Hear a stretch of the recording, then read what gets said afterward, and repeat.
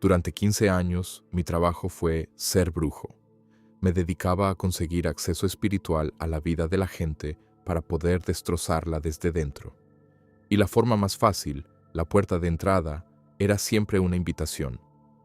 Lo más terrible es que esa invitación la hacían las propias familias sin saberlo.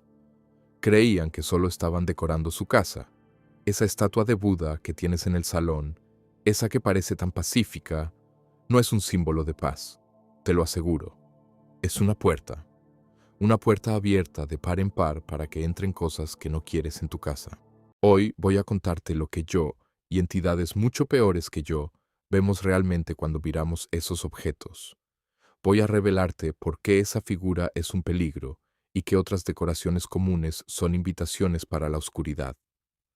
Lo sé porque yo mismo las consagraba. Yo era el que abría esos portales en los hogares de personas como tú. Te enseñaré a identificarlas y a cerrar esas puertas para siempre. Si tienes una de esas estatuas, tienes que quitarla ya, pero tienes que hacerlo de la forma correcta, o no servirá de nada. Antes de contarte cómo empezó todo, cómo un chico normal acaba en un mundo tan oscuro, quiero pedirte algo. Si esto ya te está haciendo pensar, suscríbete al canal y activa las notificaciones, porque lo que viene es aún más fuerte. Dale a me gusta si sientes que este mensaje es importante. Y contéstame en los comentarios con sinceridad. ¿Tienes alguna estatua o figura en casa de la que sospeches? Mi viaje a la oscuridad no empezó con un ritual, sino mucho antes, con un vacío en mi interior que me llevó a buscar poder en los lugares equivocados. Ese vacío que te lleva a abrir la puerta equivocada no nace de un día para otro. El mío se fue construyendo durante años. Recuerdo perfectamente el patio del colegio, el eco de los nombres que elegían para los equipos de fútbol, y el mío nunca estaba entre los primeros. Siempre era el último, si es que me elegían. Ese sentimiento de ser invisible, de no importar, creó en mí un hambre de poder, de control.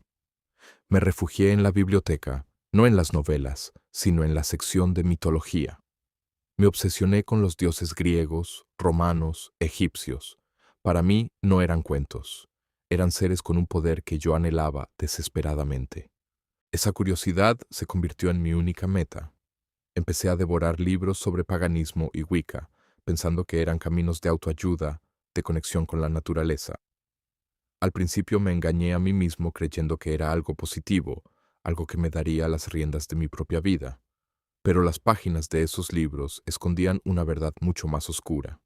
Pronto entendí que el poder de verdad, el que te hace temible, no venía de las hierbas o de las fases de la luna. Venía de tratar con entidades, con seres reales que exigían algo a cambio. Mi interés por el arte y las estatuas de los dioses antiguos se transformó. Dejó de ser una afición. Se convirtió en mi puerta de entrada a ese mundo. Empecé a ver esas figuras no como representaciones, sino como avatares físicos. Comprendí que Venus no era solo una escultura bonita, era un nombre que podía susurrar en la oscuridad para invocar un espíritu de lujuria. Apolo no era solo un mito, era una fuerza que podías llamar para inspirar o para destruir. Y lo más aterrador fue descubrir que, si lo hacías bien, si seguías los pasos correctos, ellos respondían. Dejaron de ser piedra y se convirtieron en presencias en mi habitación. Ese fue el principio de todo. El momento en que dejé de ser un chico insignificante y empecé a convertirme en algo que nunca debería haber sido. Mi primer ritual de verdad no fue en un bosque a medianoche. Fue en mi propio cuarto, con una pequeña estatuilla de Apolo que compré en una tienda de souvenirs. Al principio solo sentía un frío extraño, pero seguí las instrucciones del libro, susurré las palabras, y, de repente, la habitación se llenó de una energía que casi podía tocar. Fue como una descarga eléctrica en el alma. Al día siguiente, en el trabajo, un compañero que siempre me había ignorado me pidió consejo. Por primera vez me sentí visto, respetado. Ese fue el veneno. El poder funcionaba. Ese pequeño éxito me abrió las puertas a un aquelarre. Ya no estaba solo con mis libros, estaba con gente que llevaba años haciendo esto. Me enseñaron que mi fascinación por las estatuas no era casualidad. Me explicaron que cada figura, cada imagen, es como una antena. Mi trabajo se convirtió en sintonizar esas antenas con la frecuencia correcta. Aprendí a consagrarlas, a dedicar una figura de Venus no al amor, sino a la lujuria obsesiva que destroza matrimonios, o a activar un gnomo de jardín para que no fuera una simple decoración, sino un vigilante, un espía espiritual que informaba de todo lo que pasaba en esa casa. Mientras mi poder crecía, algo dentro de mí empezaba a morir. Empecé a notar un olor constante en mi apartamento, un olor dulzón y rancio, como a flores podridas, que nadie más parecía oler. A veces, de reojo, veía sombras moverse, figuras que se desvanecían en cuanto giraba la cabeza. El sueño se convirtió en un lujo. No eran pesadillas normales, eran visitas. Me despertaba con la sensación de que alguien había estado sentado en mi cama, observándome. Ignoraba todo esto. Me decía a mí mismo que eran los efectos secundarios del poder, el precio de ser alguien importante. Estaba ciego. Llegué a un punto en el que la gente me pagaba mucho dinero para que pusiera uno de mis objetos consagrados en la casa de sus enemigos.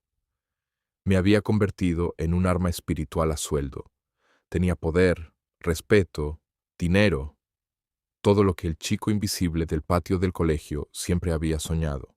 Ignoraba las sombras en mi habitación y el olor a muerte porque los resultados eran demasiado adictivos. Creía que yo controlaba a las entidades, que eran mis herramientas. Qué ingenuo fui. Estaba a punto de descubrir, de la peor manera posible, que cuando invitas al diablo a tu casa, él no viene como un invitado. Viene como el nuevo dueño. Y ese nuevo dueño no tardó en cobrar el alquiler de mi alma. El poder que había conseguido empezó a devorarme desde dentro. Mi salud se vino abajo. No era una enfermedad normal. Era un cansancio constante que no se iba durmiendo, una sensación de peso en el pecho que me dificultaba respirar. Los médicos me hacían pruebas y no encontraban nada. Pero yo sabía lo que era. Eran ellos, alimentándose de mi propia vida. El sueño dejó de ser un refugio. Me despertaba cada noche, paralizado en mi cama, sintiendo la presencia de algo a los pies, observándome en la oscuridad. La primera gran pérdida, la que más dolió, fue mi familia. Recuerdo una tarde en casa de mi madre. Estábamos en la cocina y ella se quedó mirándome fijamente.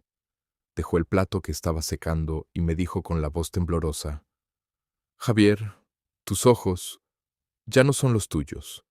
Hay algo frío ahí dentro, algo que me da miedo». En lugar de escucharla, de ver su terror, me enfadé. La acusé de no entender mi poder. Ese día se abrió una brecha entre nosotros que nunca pude cerrar. Ella veía al monstruo en el que me estaba convirtiendo, y yo elegí al monstruo antes que a mi propia madre. Me di cuenta de que era un prisionero el día que intenté parar. Junté todos mis libros, mis estatuillas y mis herramientas en una caja para quemarlos.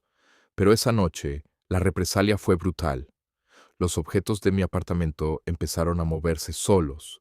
Oía susurros con mi nombre saliendo de las paredes y aparecieron arañazos en mi piel de la nada. Lo intenté 2 veces más. Cada vez que intentaba cortar lazos, los ataques se volvían más violentos, más físicos. Me hicieron entender que yo ya no daba las órdenes. Había firmado un contrato con mi curiosidad y mi soberbia, y ellos no pensaban dejarme ir. Al final, me lo quitaron absolutamente todo. El dinero se fue en médicos y en intentos desesperados por protegerme. El respeto que tenía en el aquelarre se convirtió en miedo. Me echaron porque me volví inestable, un peligro incluso para ellos. Acabé en la calle, enfermo, sin un céntimo y completamente solo. Ya no era un brujo poderoso, era un juguete roto para las mismas entidades que había invocado. Recuerdo estar acurrucado en un cajero automático, temblando de frío y de terror, convencido de que mi única salida era la muerte. No tenía ni idea de que estaba a punto de encontrarme con la única fuerza que ellos temen. Estaba en mi punto más bajo, acurrucado en el hueco de un cajero automático en una calle fría de Madrid, pensando seriamente en acabar con todo. Al día siguiente, sin fuerzas, me senté en un banco del Parque del Retiro. Fue entonces cuando se me acercó un hombre. No parecía un predicador, solo un tipo normal. Me ofreció una botella de agua. Intenté asustarle, le solté alguna bravuconada sobre el mundo en el que me movía, esperando que saliera corriendo. Pero no lo hizo. Me miró con una compasión que me desarmó y dijo unas palabras que lo cambiaron todo. El demonio al que sirves tiembla ante el nombre del hombre que me dio esta agua. Su nombre es Jesús. Esa noche, en un callejón sucio, esas palabras resonaban en mi cabeza. La oscuridad a mi alrededor era total, no solo la de la noche, sino la que yo mismo había invitado a mi vida. Me sentía observado por las mismas entidades que me habían dado poder y que ahora me estaban devorando. No me quedaba nada, ni orgullo, ni fuerza, ni esperanza. Miré al cielo mugriento entre los edificios y, con un hilo de voz, susurré las únicas palabras que se me ocurrieron. Jesús, si de verdad eres más fuerte que ellos, sálvame. No esperaba nada. Era el último recurso de un hombre acabado. En ese mismo instante, ocurrió. No fue un trueno ni una voz del cielo. Fue como si una bomba de luz estallara dentro de mi pecho, un calor físico y abrumador que se extendió por todo mi cuerpo, quemando el frío que llevaba años sintiendo. Con los ojos cerrados, vi a las figuras sombrías que me atormentaban chillar y huir de mí, desvaneciéndose como humo. Y entonces, por primera vez en más de una década, sentí paz. Un silencio absoluto en mi alma.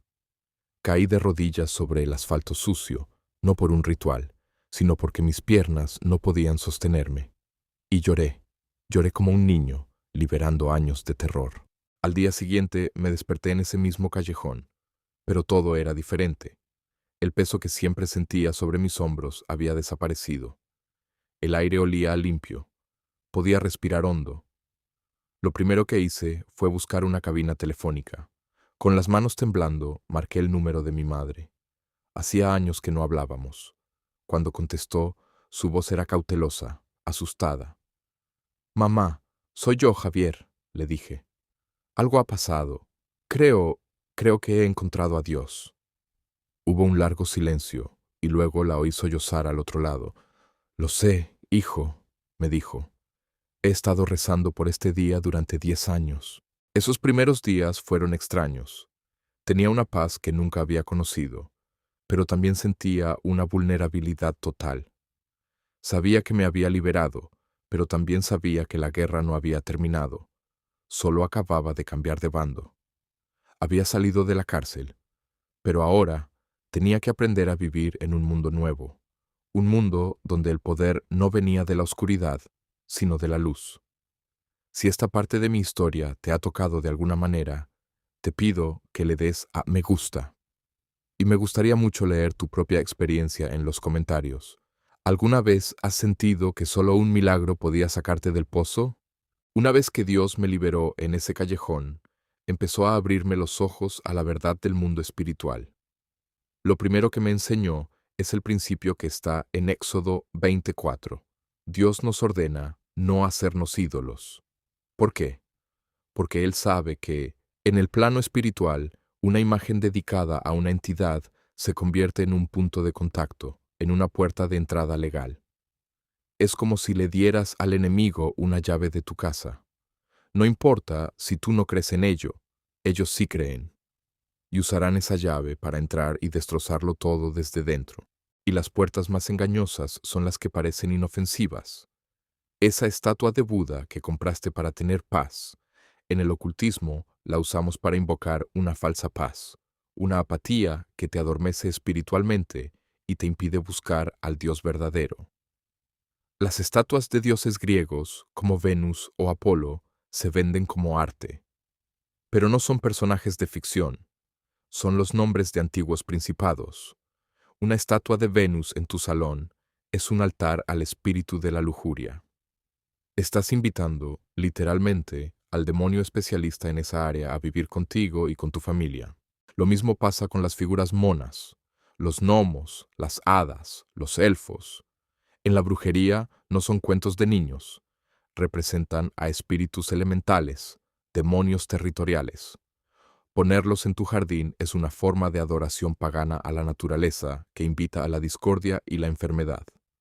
Y ni hablemos de Ganesha u otras deidades orientales. Eso es idolatría directa. Estás trayendo un dios ajeno a un hogar que debería estar consagrado únicamente al Señor Jesucristo. No puedes servir a dos señores en la misma casa. Tienes que elegir a quién le das la autoridad.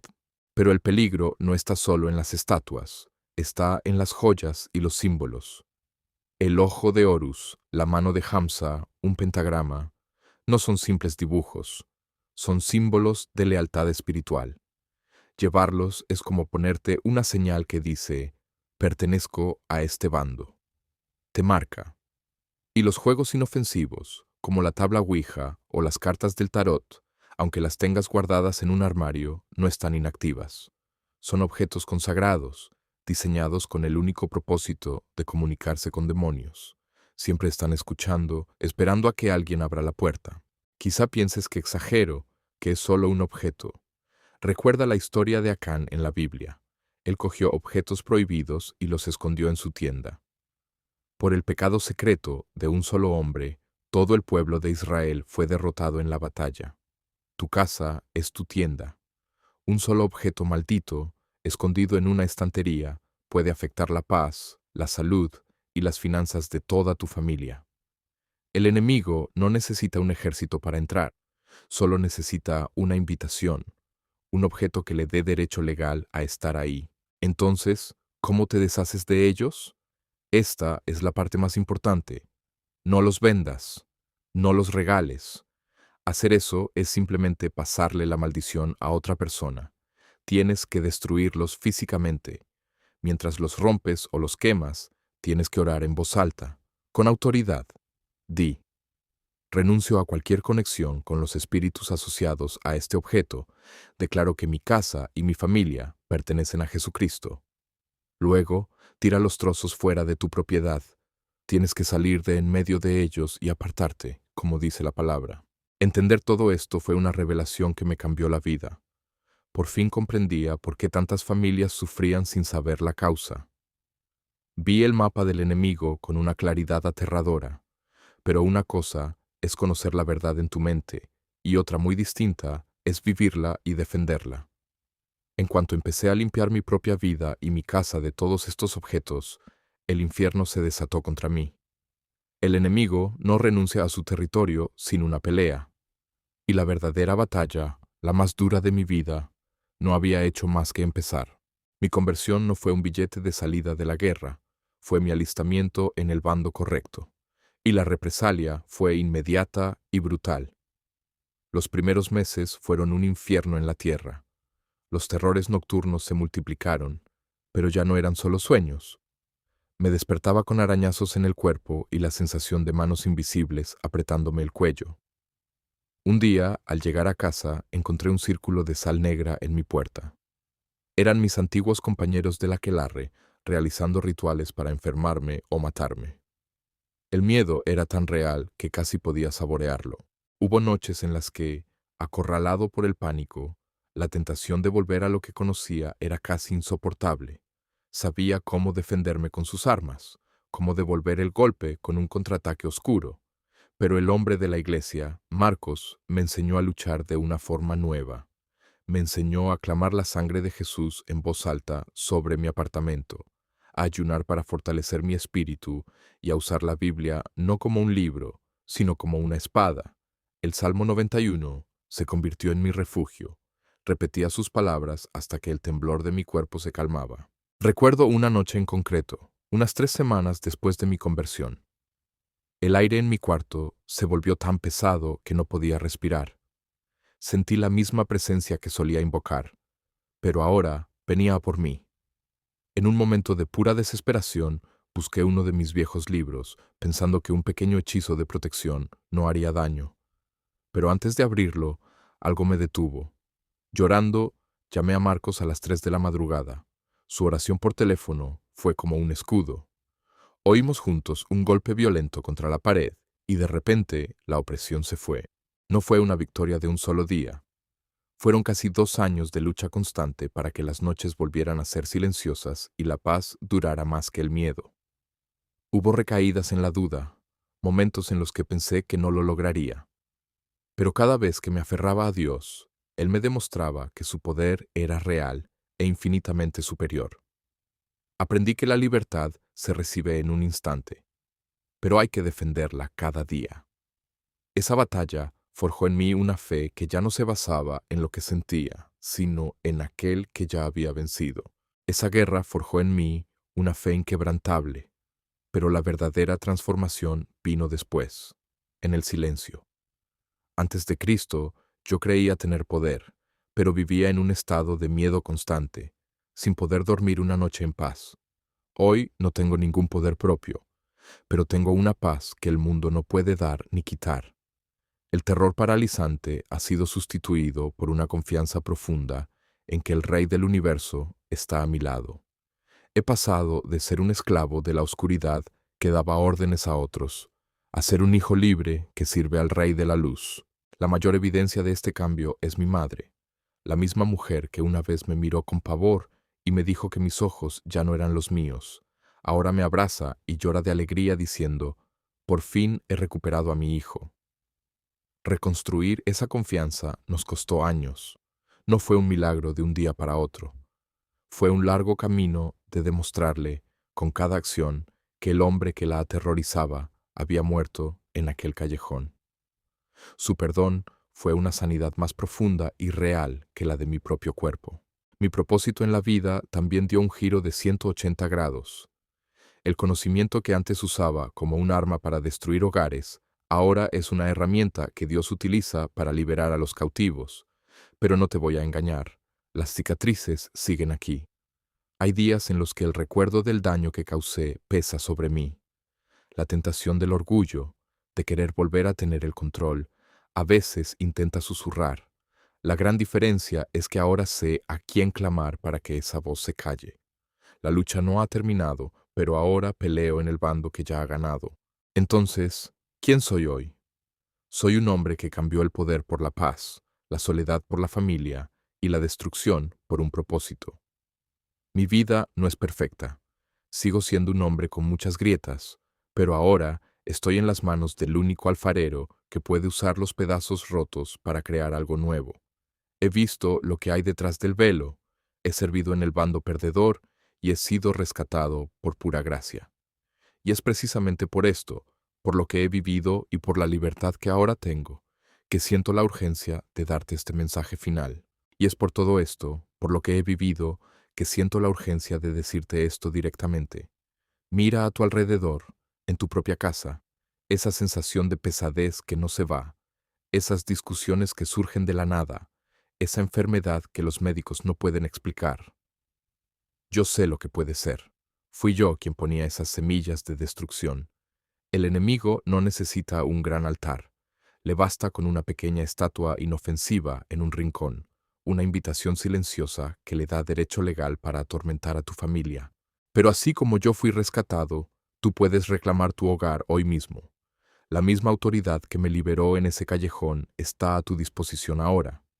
Te lo ruego, como alguien que conoce las tácticas del otro bando, no subestimes el poder de un objeto consagrado. Ora esta noche.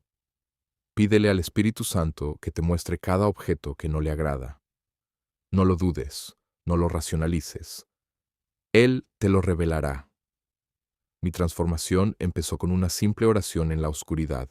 La tuya puede empezar con una decisión en tu propio salón. Una vez que Dios te lo muestre, actúa. No lo vendas, no lo regales, porque solo estarías pasándole la maldición a otro. Tienes que destruirlo. Rómpelo, quémalo, y mientras lo haces, declara en voz alta que tu casa pertenece a Jesucristo y que renuncias a todo pacto que ese objeto representa. Al hacerlo, no solo estás tirando un trozo de cerámica o de metal, estás cerrando una puerta para siempre y abriendo la única que trae verdadera paz. Estás eligiendo a quién sirves y a quién le das la bienvenida a tu vida. Si este testimonio ha tocado tu corazón, suscríbete para no perderte otras historias de liberación como esta. Dale a me gusta para que este mensaje llegue a más gente y compártelo con alguien que sabes que necesita escucharlo. Y por favor, cuéntame tu historia en los comentarios o deja tu petición de oración. Estaré leyendo y orando por vosotros. Recuerda, durante años mi trabajo fue abrir puertas a la oscuridad en los hogares de la gente. Ahora, por la gracia de Dios, te he enseñado a cerrarlas y a abrir la única puerta que importa, la de Jesucristo.